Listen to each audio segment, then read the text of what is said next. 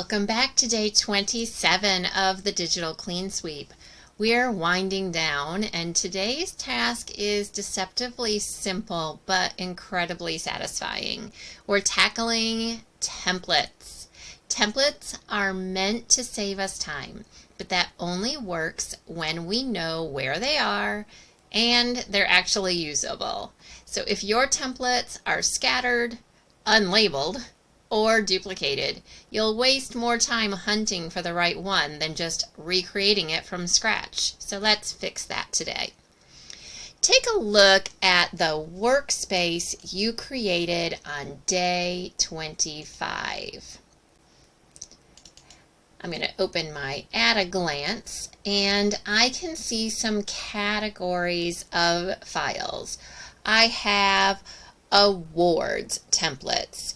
I have Canvas shells. I have planning templates. I have parent conference templates. Yes, in fact, on day 25, we really started organizing our templates in our workspace. What I don't see in my list anywhere are newsletters, and I know that I create newsletters throughout the school year. During day 26, I copied some forms for next year and organized them in folders, and I deleted the outdated versions. When I stopped to think about it, I realized that going one step further by creating a template version of each of those forms could help me stay organized year after year. So that is the kind of work we're doing today. First, analyze what you added to your workspace and look at those categories. Are there any types of files you did not already add here that you can see as potential templates for the coming year that you might want to create? Maybe it's more specific lesson plans or student handouts. So first things first, let's make a folder for our templates.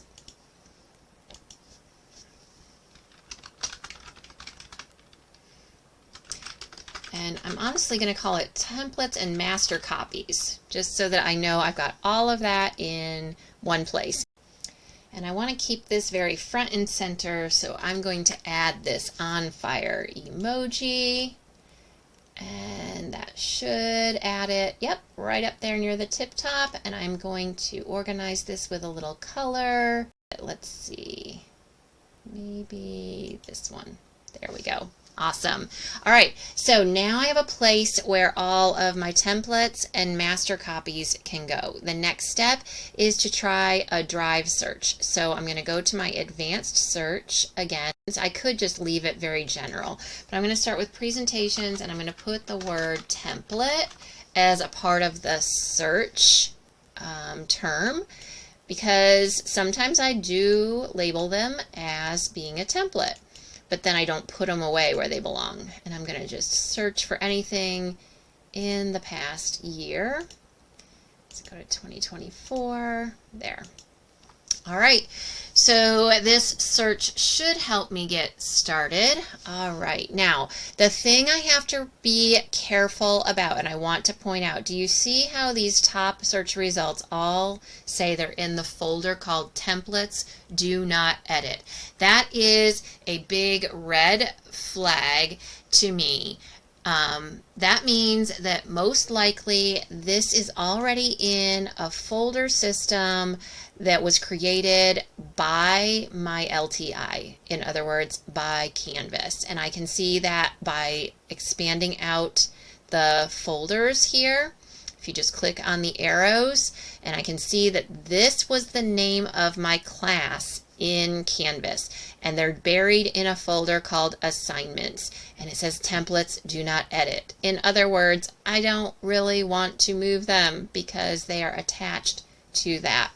So I'm going to skip over any of those, and any templates that are here just in my regular drive, I'm going to go ahead and move those right away. They're labeled template, so they belong over here. And then I can think more later on about whether whether I want to keep them or not. So I'm just going to click and drag, and it'll automatically show here that that's where they're kept now. I do notice that I have this motion digital notebook twice. So I would typically open that up and make sure that it's the exact same thing. I already actually did that, and I'm going to go ahead and delete one of them. All right, now I can broaden my search by just putting the word template and choosing a date. I can also look for copies of, sometimes that helps to locate them. But remember to be careful if it says not to edit it. That's probably being kind of safeguarded by Schoology or Canvas, or it might even be in a Google Classroom folder, in which case you don't want to move that either. Now, sometimes, if you're like me, you create a file that could be used as a template, but you do not label it as a template, and you're not really using it that way. You just keep making new copies over and over and over again. So here's a strategy that I find helpful if I want to go through the past year. So I'm going to customize my date, and I'm going to go back again. This time I'm going to go from the start of the school year. So let's start about a week before the school year started, and then I'm going to go month by month. So August, to get all of August, and I'm going to get all of September as 1 month. All right, this is every file that am I the owner? Let me make sure I'm the owner. Owned by me. Okay. And I'm not necessarily saying that, I'm not necessarily saying that it's a template or a copy of something. I just want to see every single file that I touched and created. And if I think it should be saved as a template file, then that's what I'm going to do. I'm going to make a copy of it probably and put it in my templates folder. Here's a perfect example of what I'm talking about and why I do this task this way. I see block 3, drag and drop water cycle labels activity. Block 2, drag and drop, yada yada.